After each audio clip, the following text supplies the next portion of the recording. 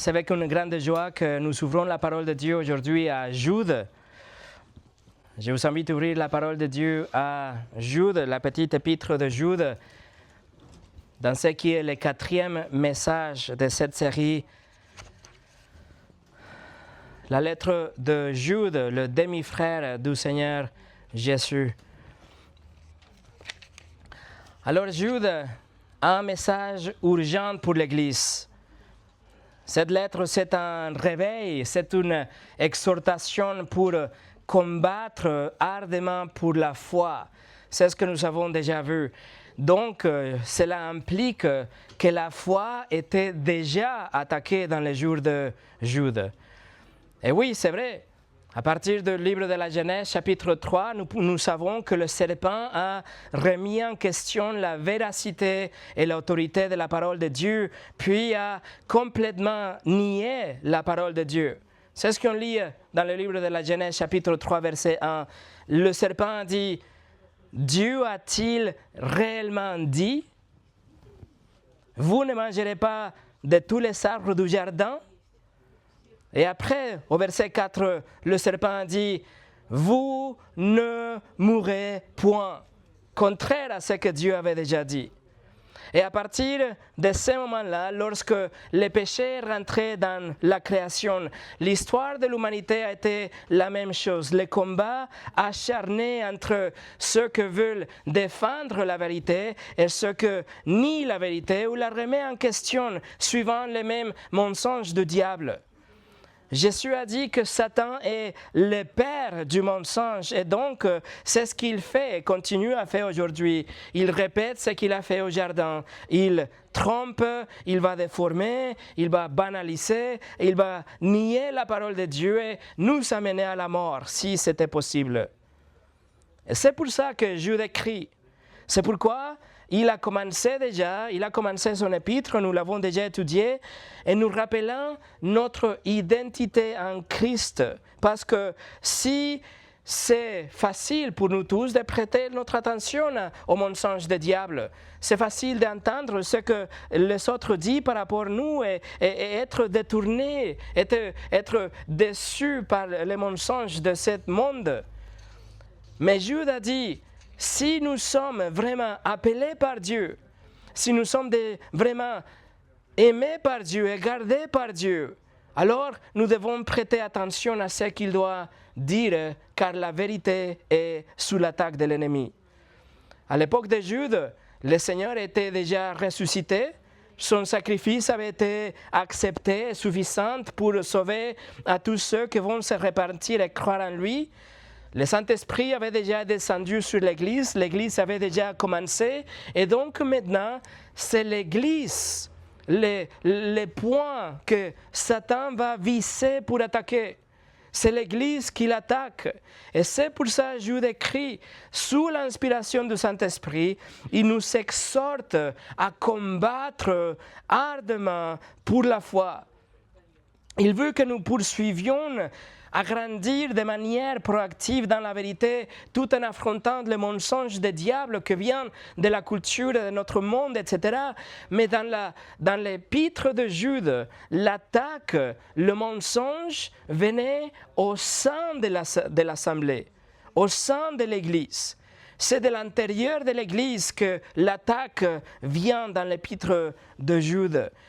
Alors pour le moment, le Seigneur a béni notre petite congrégation. Nous ne subissons pas ce type d'attaque en ce moment-là.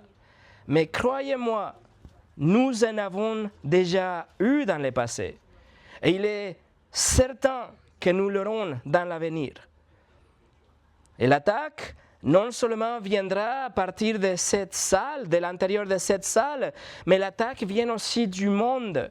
Et le monde essaye de faire détourner notre attention de chacun d'entre nous. Nous distraire avec ce que nous lisons sur Facebook ou ce que nous voyons sur YouTube et croire des mensonges qui sont contraires à la parole de Dieu. Donc, aujourd'hui, nous allons continuer à étudier cet épître. Aujourd'hui, nous allons voir la raison exacte et précise pour laquelle Jude écrit, pour nous mettre en garde et nous exhorter à combattre pour la foi. Et la raison est l'Église est attaquée. C'est ce que nous allons voir aujourd'hui, mais avant de commencer, prions ensemble.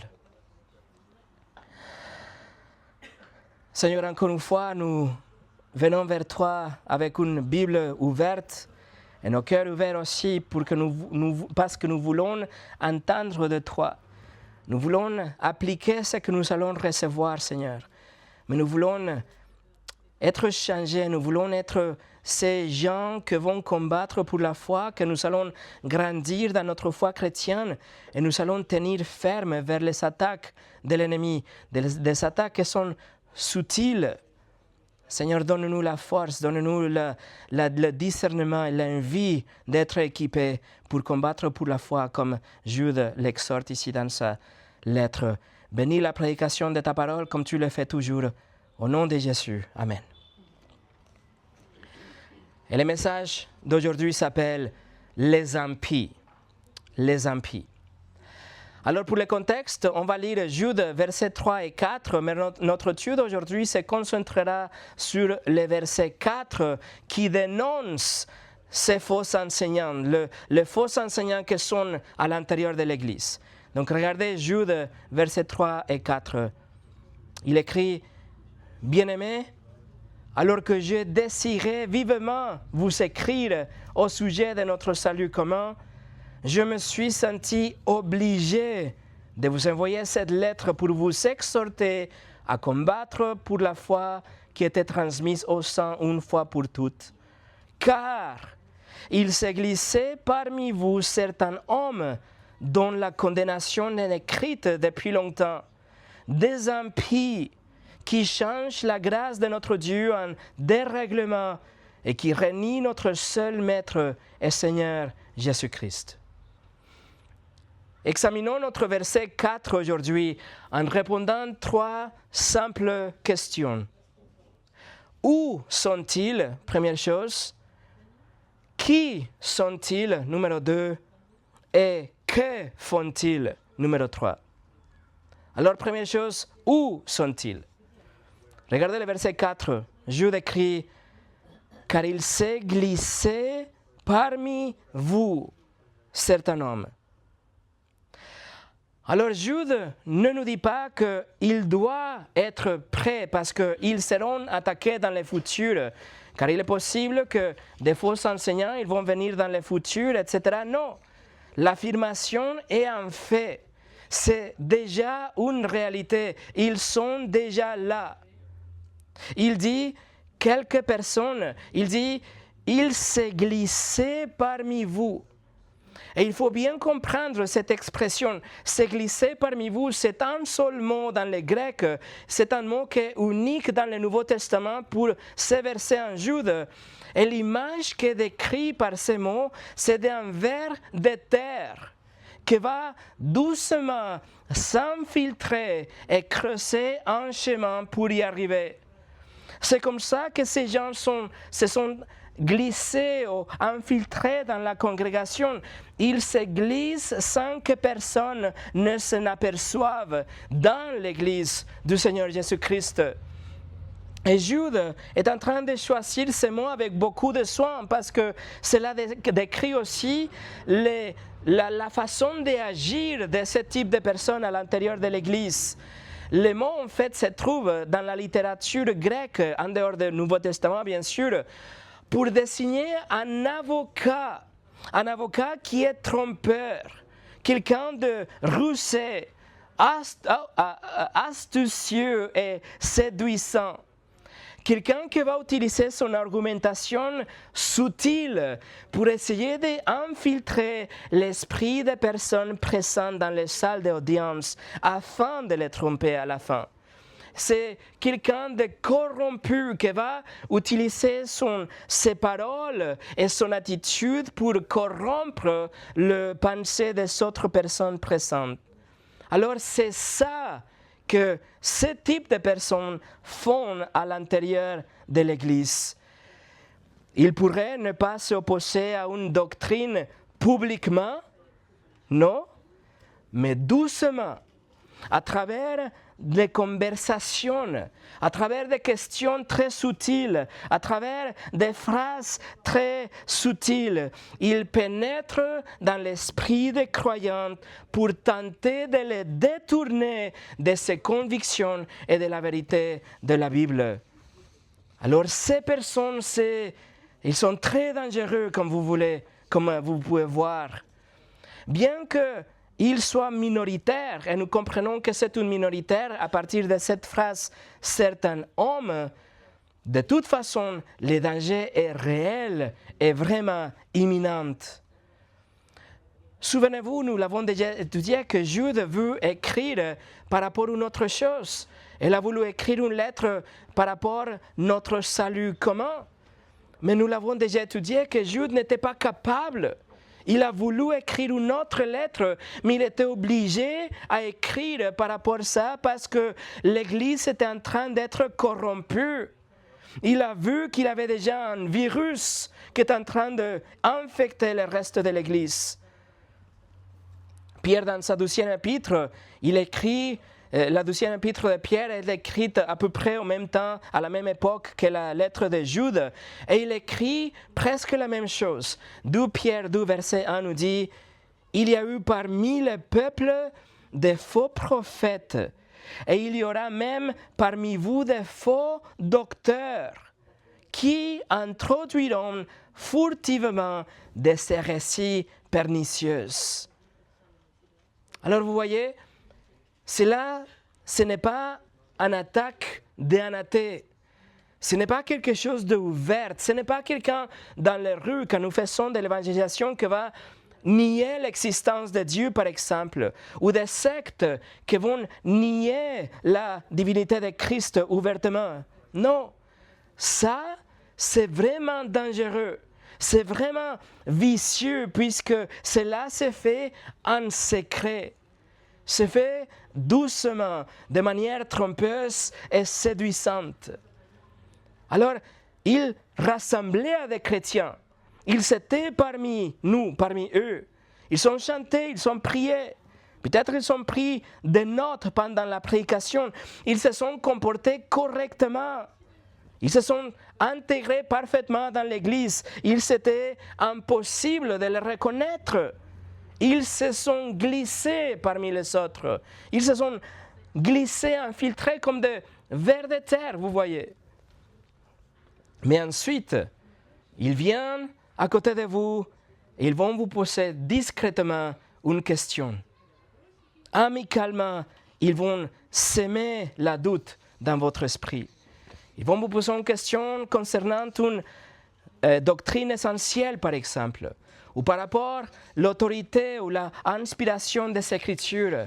Et ils vont murmurer la même chose que le diable a fait dans les jardins. Dieu a-t-il réellement dit? Et avec ça, il met la doute dans l'esprit de l'Église. Ils sont de loups déguisés en agneaux. C'est ce que nous avons lu. Matthieu 5, verset 15. Le Seigneur Jésus nous l'a dit, « Gardez-vous des faux prophètes. Ils viennent à vous en vêtements de brebis, mais au-dedans, ce sont de loups ravisseurs. » Matthieu 13, 24 et 25.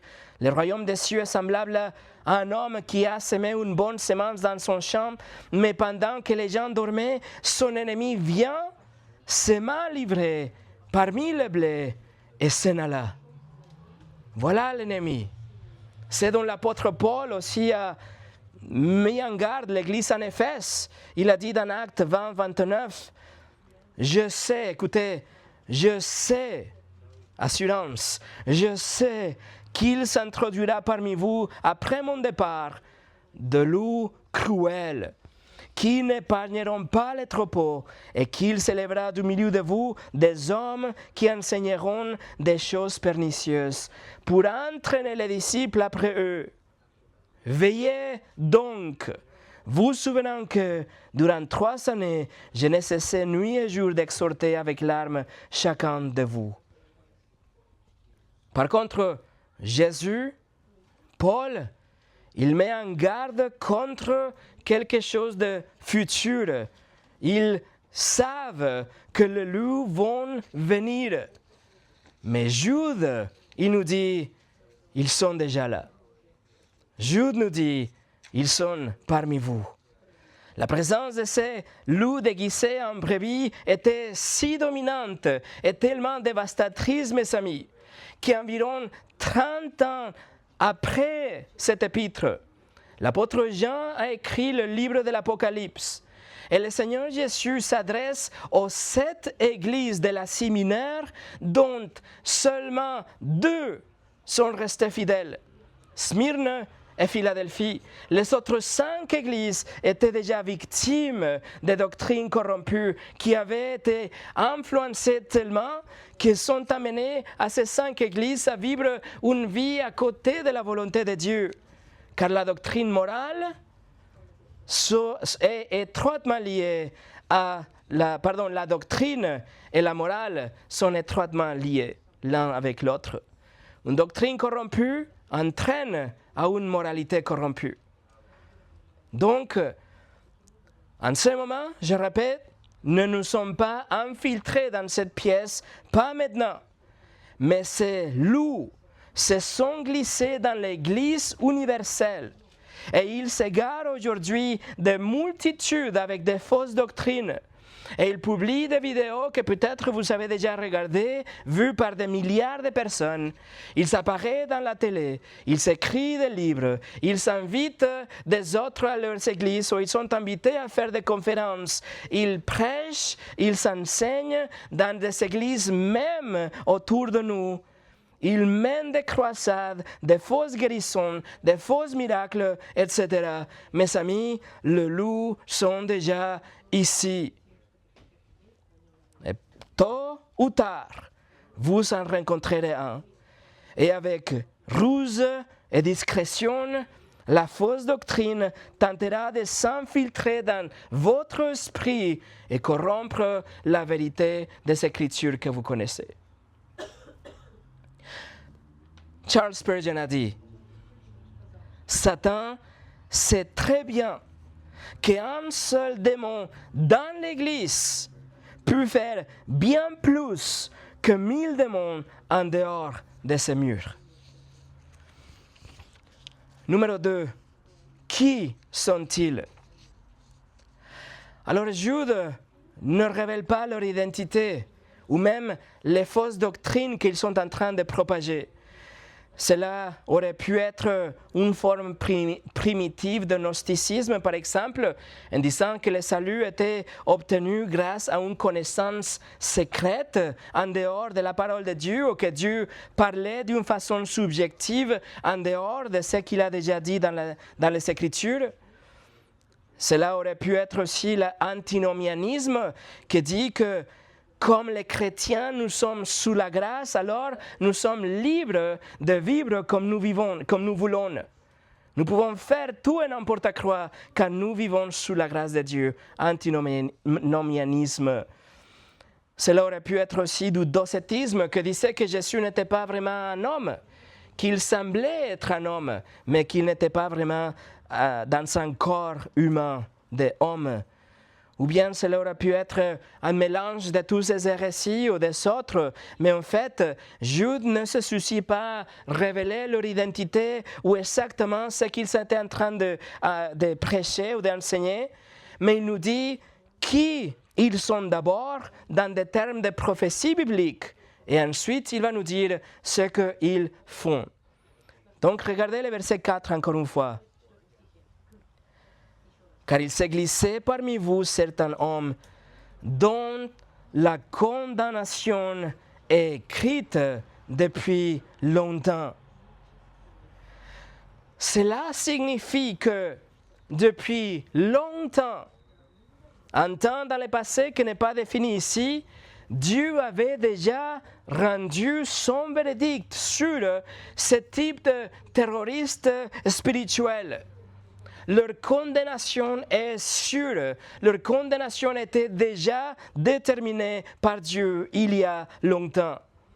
Autrement dit, La condamnation laquelle ces hommes sont en train de s'attirer eux-mêmes a été publiquement publiée par Dieu depuis l'éternité passée. Bien qu'ils se cachent sous le manteau du christianisme, le Seigneur sait bien qui ils sont. Il a déjà rendu son verdict, ce qui signifie qu'ils ne triompheront pas finalement. Ils sont déjà condamnés. Alors, quelle est leur condamnation?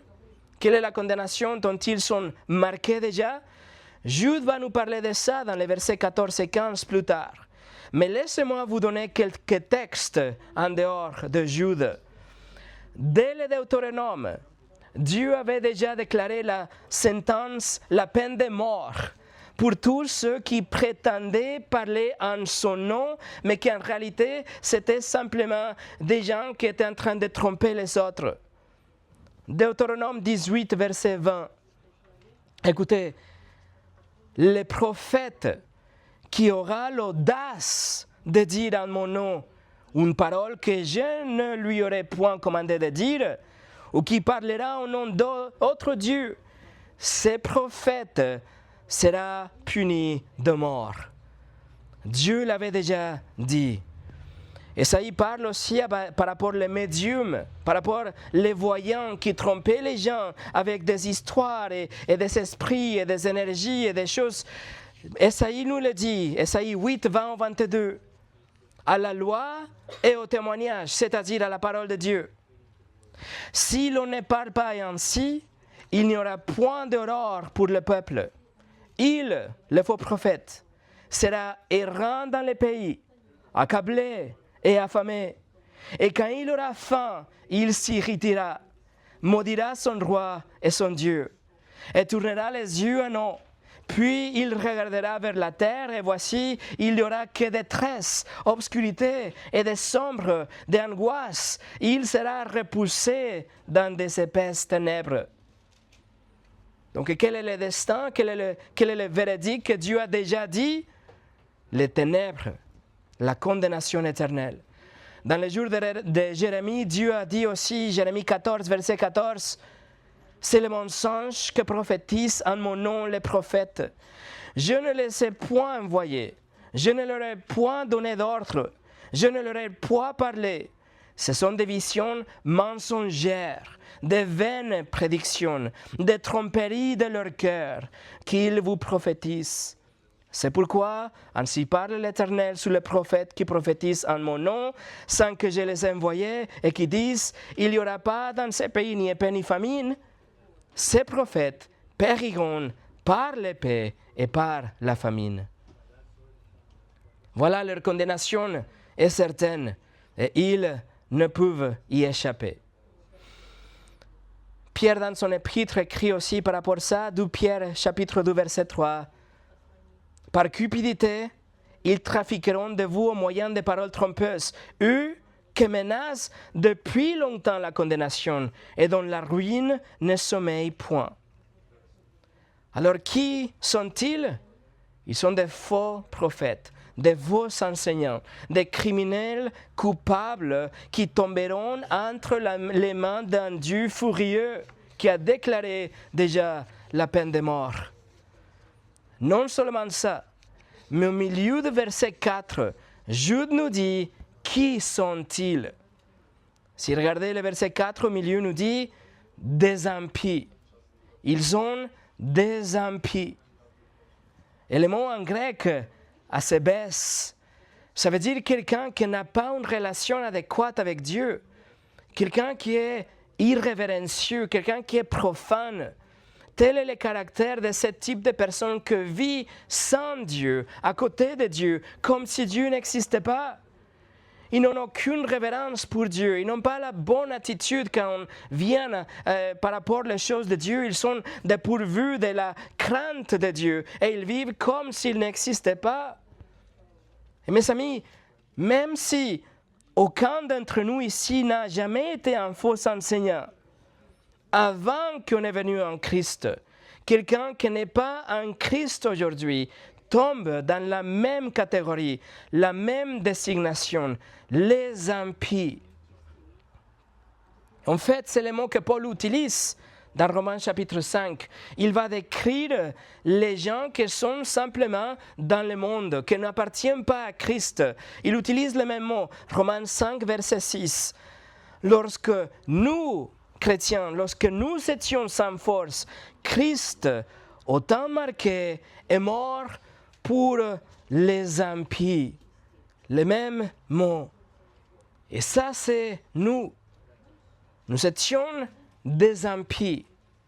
Nous avons vécu comme si Dieu n'existait pas, ou comme si Dieu devait s'incliner devant nos préférences au lieu de plier notre volonté à la sienne.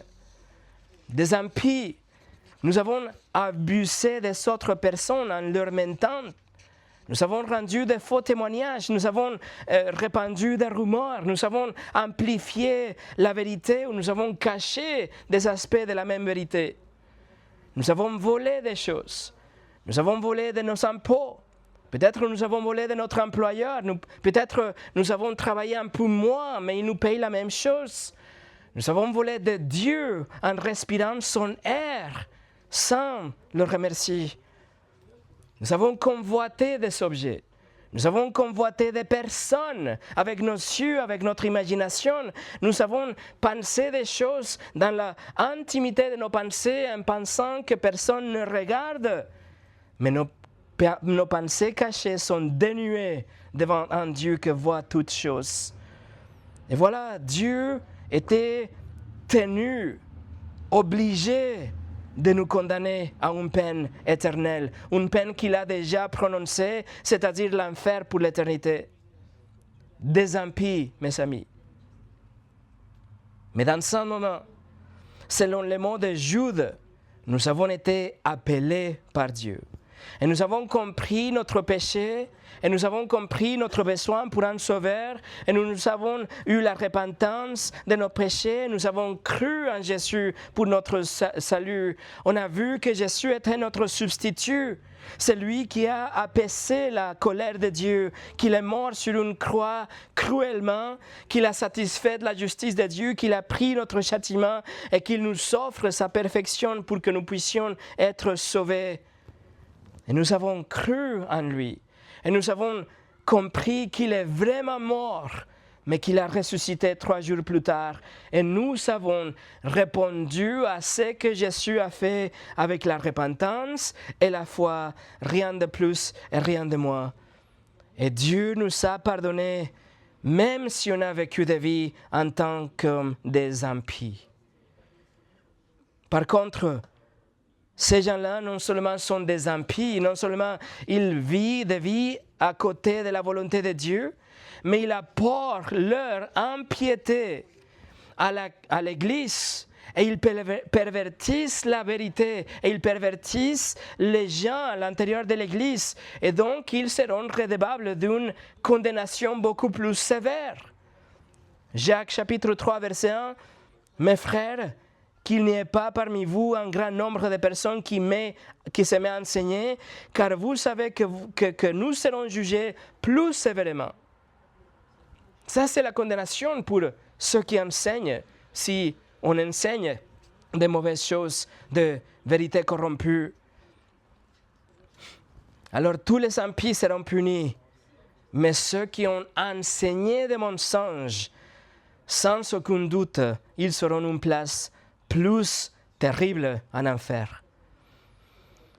Jonathan Edwards, le grand prédicateur théologien américain, il a dit « Les ministres risquent davantage que les autres de subir la plus terrible damnation éternelle s'ils déforment l'image de Dieu ou de Christ dans leur enseignement.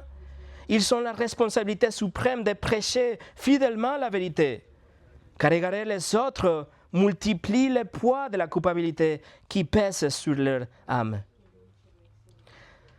Et numéro 3, que font-ils?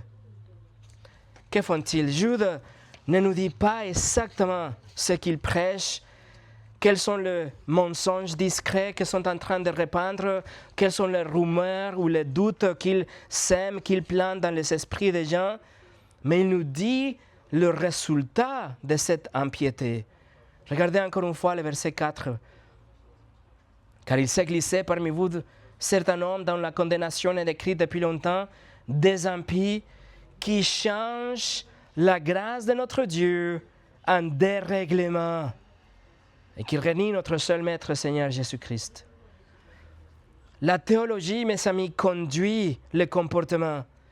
Et la fausse théologie conduit ces hommes impies à certainement un comportement aberrant de deux manières. Premièrement, le texte nous dit qu'il change la grâce de Dieu en dérèglement ou sensualité. Le mot en grec ici, c'est aselgeia, que ça veut dire littéralement un manque de maîtrise de soi. C'est-à-dire que ces gens-là s'abandonnent à eux-mêmes. Ils se livrent à une manière de vivre qui est déréglée complètement. Une forme de vie indulgente, sans contrôle. C'est un comportement qui enfreint toutes les limites morales acceptées. Il vit sans contrôle. C'est aselgeia, c'est tout simplement le résultat d'un cœur non racheté. C'est un cœur qui n'a pas été converti ou transformé par l'Évangile. Et en conséquence, ils ne sont pas surnaturellement changés. Leur chair est plus puissante que leur esprit. Jésus a dit dans Marc 7, 21 et 22, c'est du dedans, c'est du cœur. C'est du cœur des hommes qui sortent les mauvaises pensées, les adultères, les débauches, le meurtre, le vol, la cupidité, les méchancetés, les fraudes, les dérèglements, aselgeia, les regards envieux, la calomnie, l'orgueil, la folie. C'est du cœur que sortent toutes ces choses. Paul inclut le même mot dans la liste des œuvres de la chair. Galates 5, 19 au 21. Les œuvres de la chair sont évidentes. La débauche, l'impureté, les dérèglements, même mot. L'idolâtrie, la magie, les rivalités, les querelles, les jalousies, les animosités, les disputes, les divisions, les sectes, l'envie, l'ivrognerie, l'excès de table et les choses semblables. Alors, Jude ne nous dit pas exactement ce que ces faux enseignants sont en train de chuchoter et d'enseigner, mais il nous raconte à quoi ça ressemble leur vie.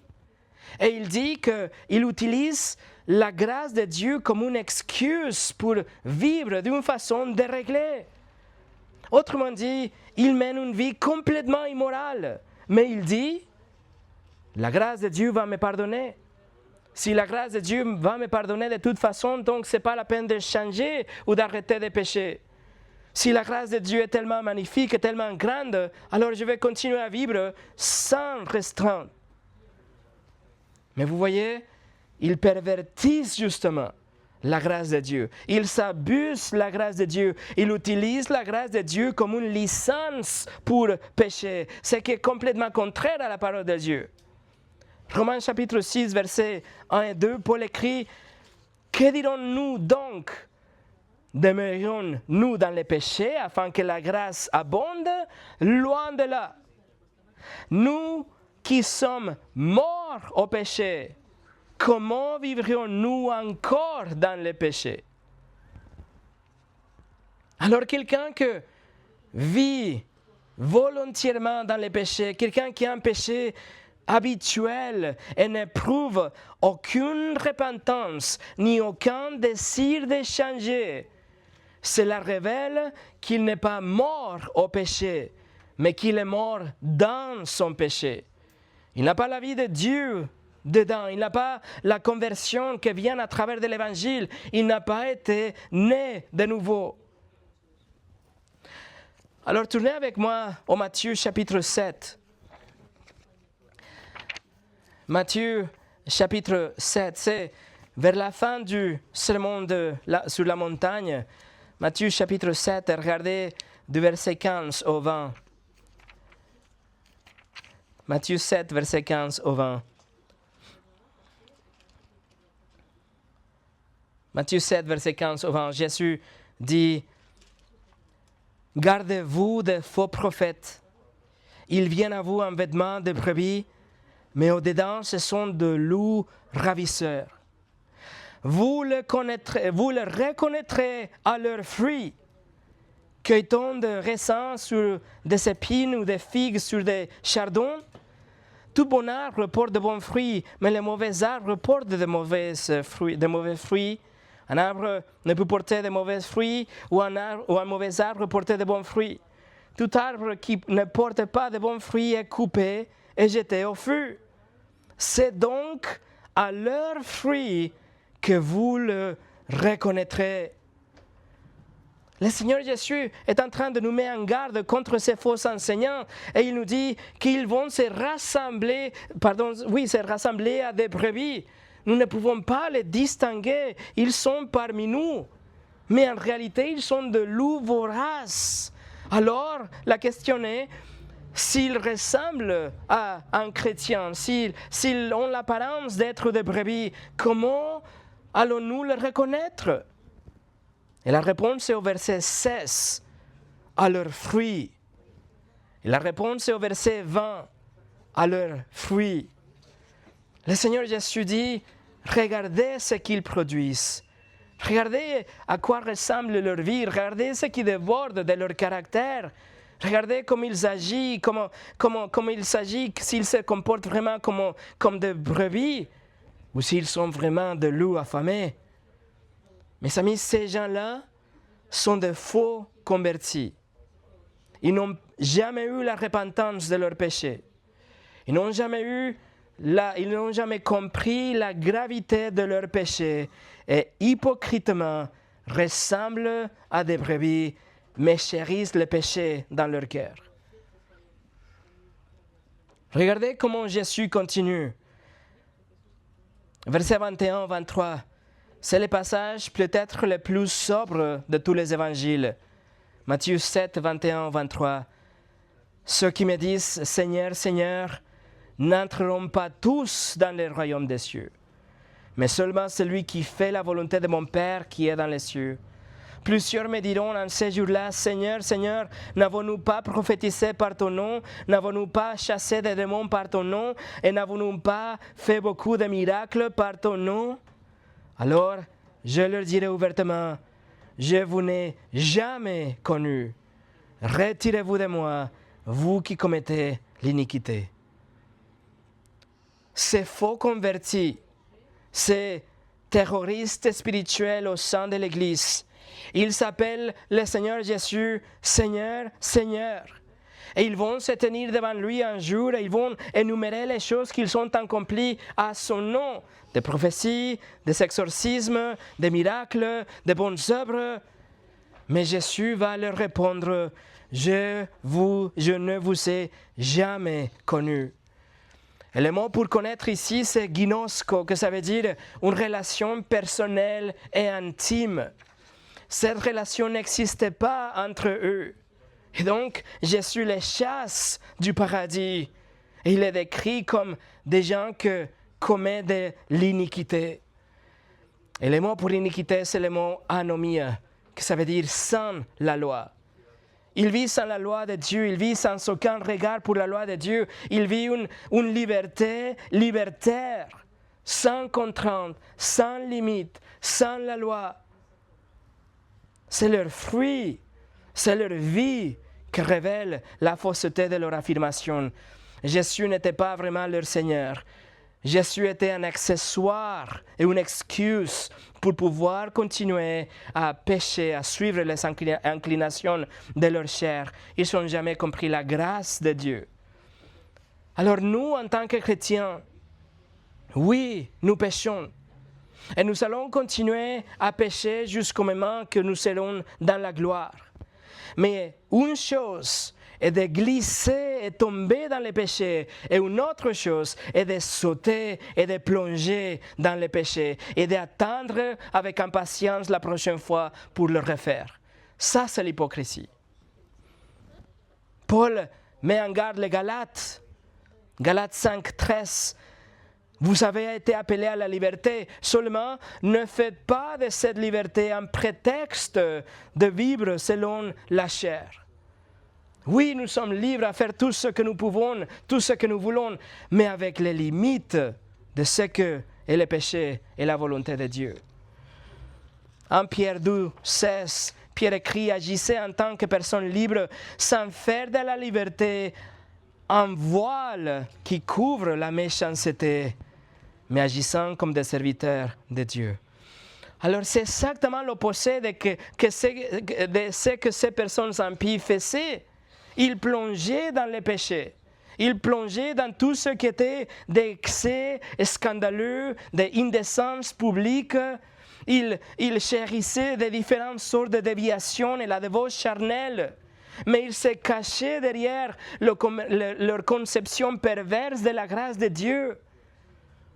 Ils n'ont pas tenté même de dissimuler leur péché, mais les affichaient avec arrogance, choquante même la décence publique, tout en continuant de se faire passer comme des brebis. Nous revenons à Jude. Donc, premièrement, il transforme la grâce de Dieu en dérèglement ou sensualité. Mais deuxièmement, regardez à la fin du verset 4. Car il s'est glissé parmi vous certains hommes dont la condamnation est écrite depuis longtemps, des impies qui changent la grâce de notre Dieu en dérèglement et qui renient notre seul Maître et Seigneur Jésus-Christ. Alors ces groupes de pirates immoraux, sans scrupules, nient le Seigneur Jésus. Et le mot ici, ça veut dire renier ou refuser ou répudier le Seigneur Jésus. Comment le nient-ils? Certainement pas avec leurs mots, pas ouvertement au moins, mais ils le font dans la façon dont il vit. Il vit dans la rébellion, il vit contre sa volonté. Il appelle Seigneur, il amène leur offrande à l'église, mais ils sont impies. Ils pervertissent la grâce de Dieu. Ils vivent ouvertement dans la débauche et dans le péché. Ils prétendent être des disciples de Jésus, mais ils rejettent les exigences morales de Jésus. Donc, il n'est pas vraiment leur maître. Il n'est pas vraiment leur Seigneur. Paul a écrit à Tite 1,16, ils font profession de connaître Dieu, mais ils le renient par leurs œuvres, étant abominables, rebelles et incapables d'aucune bonne œuvre. C'est ce que Jude est en train de dire. Il renie notre Seigneur Jésus, mais il écrit notre seul Maître et Seigneur. Il est notre seul Maître et Seigneur, c'est-à-dire que ni les César, ni notre chair, ni notre imagination, mais c'est le Seigneur Jésus qui doit être notre seul Maître et Seigneur. Ça, c'est le cœur d'un croyant.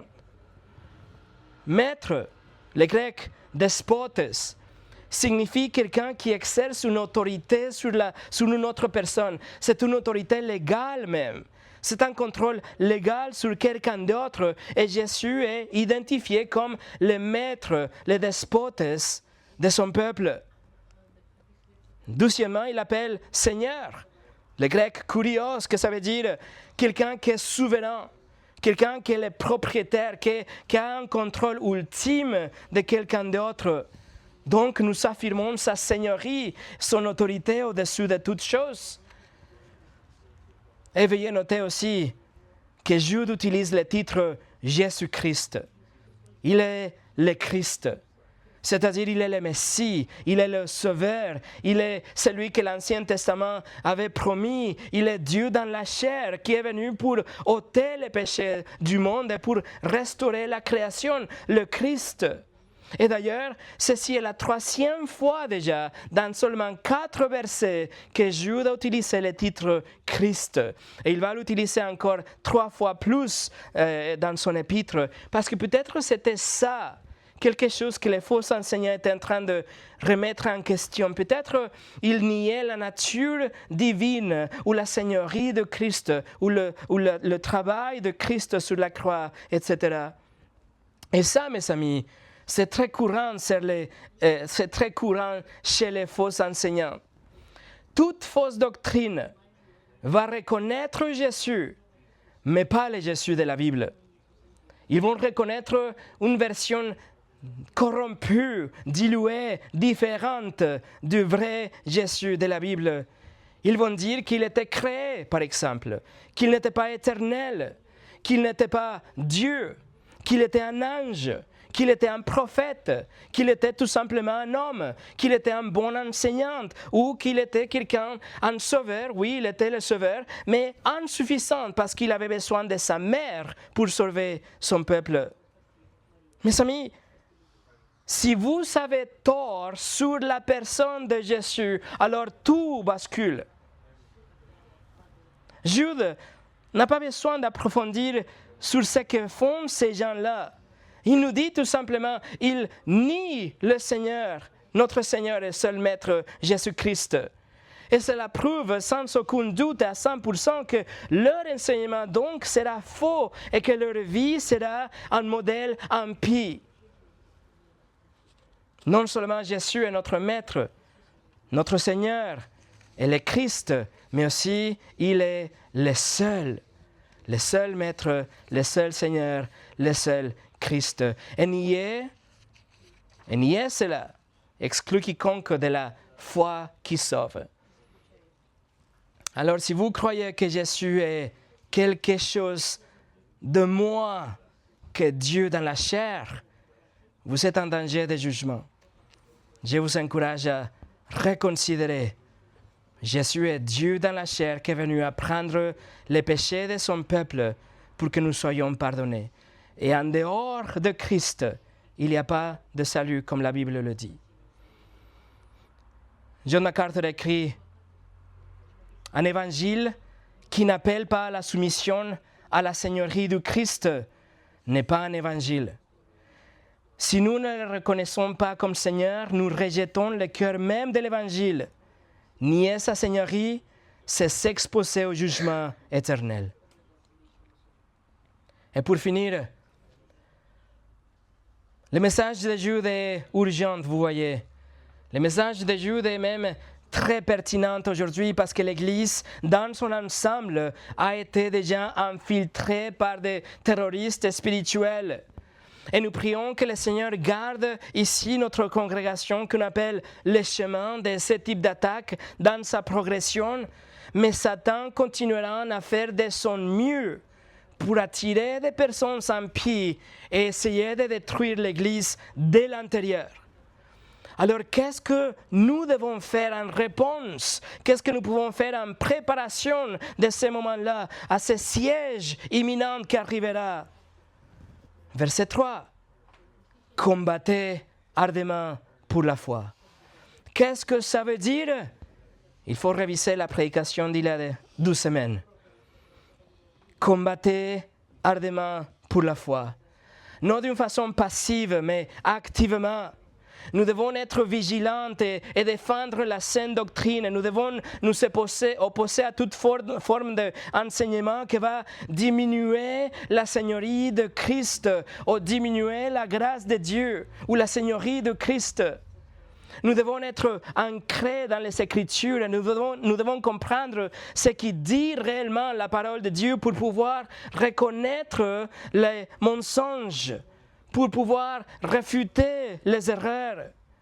Et ça, mes amis, ce n'est pas seulement une responsabilité de vos anciens, de leaders, de théologiens, de pasteurs, mais c'est la responsabilité de chaque chrétien. Vous devez vous préparer pour reconnaître les erreurs lorsqu'ils arrivent. Alors, nous allons combattre ardemment pour la foi. Et notre espoir, notre assurance aussi, est que le jugement a été déjà prononcé sur tous ces gens-là, les faux enseignants et les faux chrétiens qui essayent de diviser l'Église.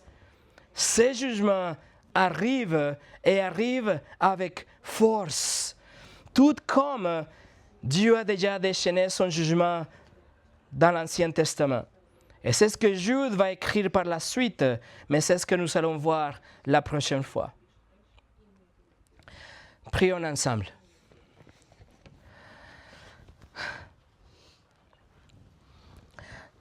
Seigneur, nous te remercions pour ta parole qui est la vérité. Nous te remercions pour le Seigneur Jésus qui est le chemin, la vérité et la vie. Merci que tu as donné ton Fils pour qu'il soit le seul chemin vers le paradis et qu'en dehors de lui, il n'y a pas de salut. Seigneur, merci que nous avons reconnu notre péché, que tu nous as accordé la repentance et la foi en lui, et qu'aujourd'hui nous n'avons rien à craindre dans notre vie et moi dans notre éternité, parce que nous sommes tout en sécurité entre tes mains. Seigneur, nous prions que tu fasses grâce sur cette petite congrégation pour que ces loups ravissants dont tu as parlé, lorsqu'ils arriveront, parce que nous savons qu'ils vont arriver, lorsqu'ils arriveront, que nous soyons prêts à combattre pour la foi, à reconnaître l'erreur, à pouvoir le réfuter et à couvrir tout ça avec la vérité de ta parole. Seigneur, je prie pour chacun de mes frères et mes sœurs ici pour qu'ils trouvent la faim et le soif pour se nourrir chaque matin avec ta parole. Et qu'alors qu'ils font ça individuellement, qu'ils grandissent dans leur maturité, dans leur sanctification et qu'ils soient à leur niveau et dans leur contexte pour combattre pour la foi aussi. Seigneur, tout ce que nous voulons est de vivre et défendre ta vérité. S'il te plaît, aide-nous. Nous sommes à ton service. Au nom de Jésus. Amen.